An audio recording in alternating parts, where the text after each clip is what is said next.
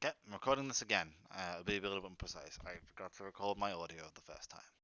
So, this is a tutorial on how to install the AshePack, which is just the pack that we use for our server.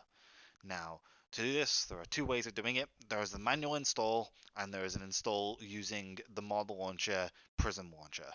Now, I will go over both of these. The Prism Launcher is by far easier, in my opinion, but I will explain how to do this very briefly. So, Prism Launcher, install the exe. Once you install that exe, specifically for Windows, once you install that exe, click Save and run it. Now, guide you through. It says, what do you want to do? You say, yeah, that's all fine. You click the place that you want to install it. That's fine with me. You click Install, it installs it. Run Prism Launcher on Finish. You click Finish, and then it will launch up for you. Now, my Prism Launcher. Okay, so it's cleared my thing as well, which is what I wanted to do. So first of all, thing you'll have to do is log in. If you don't log in before you try and launch the game, it will prompt you, but we'll just do that now. So it goes to the top right. I'm logged in already, but you'll just click the top right and then click Manage Accounts, and you log in with either Microsoft or Mojang, which are the two options here. I'm not going to go through that. It's fairly self-explanatory how to do that. Now, what we need to do here is we need to click New Instance to add a new pack. Now, we are importing from a zip file, and this is important. So there are two zip files linked in the description. There is AshePack Manual, and there's AshePack Prism. AshePack Prism is the one that we're going to be using if we're installing it with the Prism launcher. What you would do is you just click this Browse button, go to Downloads, click AshePack Prism, and then you click OK. Now this will install it. Now, there is one issue that I ran into when initially setting this up, which is that when you try and run this, which should run fine, if you have, there's a chance that it'll just run okay. But if you have an issue, which I did initially, which is that the game would not launch and would give a specific error about the wrong Java version. Now that happens because Java 18 is the one that I had installed, and if you try and launch it while you have Java 18 installed, it will say you need to use Java 17. So what you would do is you go to this link in the description, which is where Java 17 is.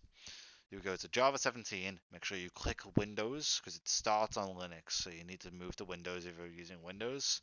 Go to x64 installer, click this link here, and then that just simply gives you the Java file. You just run this,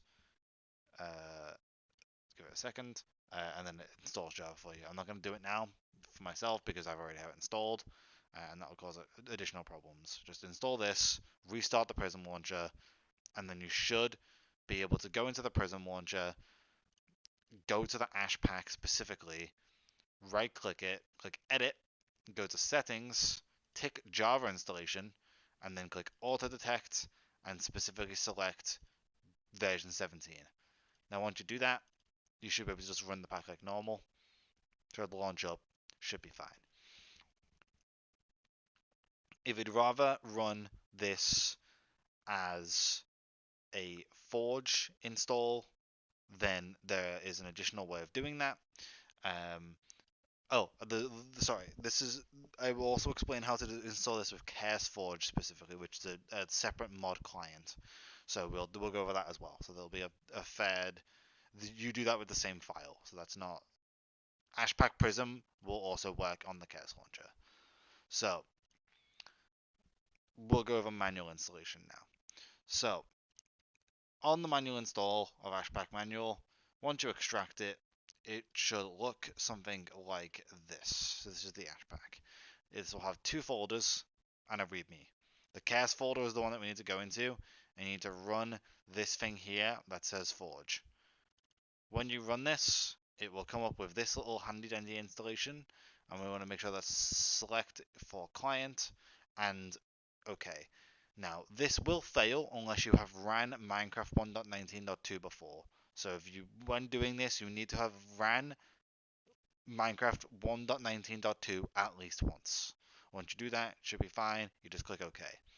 Now, once you've done that and it's installed, if you go to your Minecraft launcher, you should now have in your Minecraft launcher settings, not settings, sorry, instances, there should be one named Forge 43.2, whatever. So there should be one when this loads up named Forge. Yeah, say Forge, and then it's 1 to 19.2 dash 4. Yeah, that's the right one. Now, once that's there, you launch up the Minecraft game. You haven't got any mods yet, but this is just the modding. Like the Forge is what lets you install these mods. Now, my game is modded already, so when we launch this open, it will have mods installed previously, but that's okay. Don't worry about that. We're launching the game to get to our mods folder where we're going to install those mods because Forge is great and it has a little button directly in the game that you can open up the mods folder with, so you don't even have to worry about finding it. It does it for you. So click mods, click open mods folder, and your folder should be empty. Now I have the mods installed already, but essentially all you would do is open up this folder here, go to the mod section, and every single mod in here, you just select them, drag them in. Then close Minecraft, reopen Minecraft, and it should have the mods installed. Should be perfectly fine. Now there is one final way of installing this, which I didn't say before, but yes.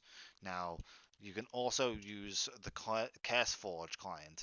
Now CaseForge is one of the most popular modded clients for installing mods. That is installed.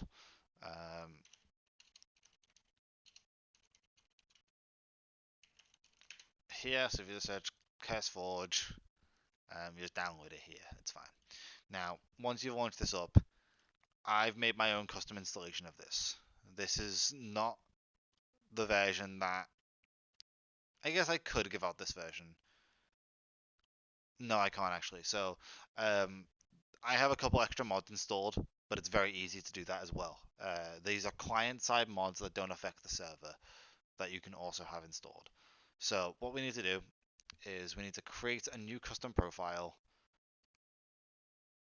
and then see all import previously created profile. If you click import, it'll let you select some things, and you want to select AshePack Prism, and AshePack Prism will just install from that file. Then you can go onto this, you can edit the picture, you can do whatever you want, but it has all the mods that are required to run the server inside of it.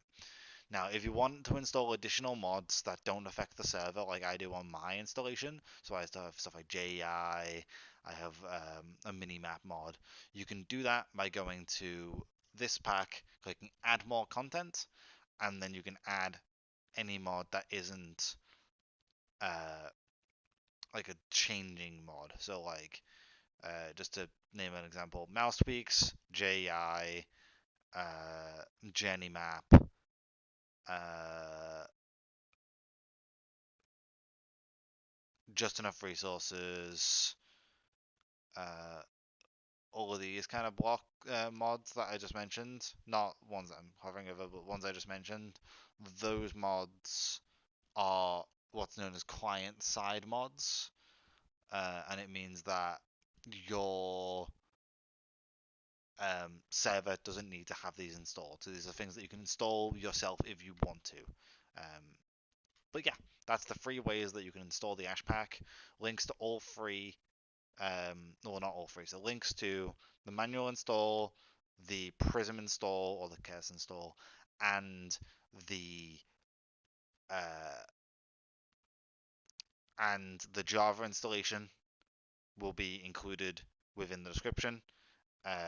And if I've sent you this video, I will also DM you the IP. Or if I haven't done that already, tell me to. But it is inside of the README folder of the manual already. Anyway, thank you very much for your time. Hopefully this helps. Have a great rest of your day. Bye bye.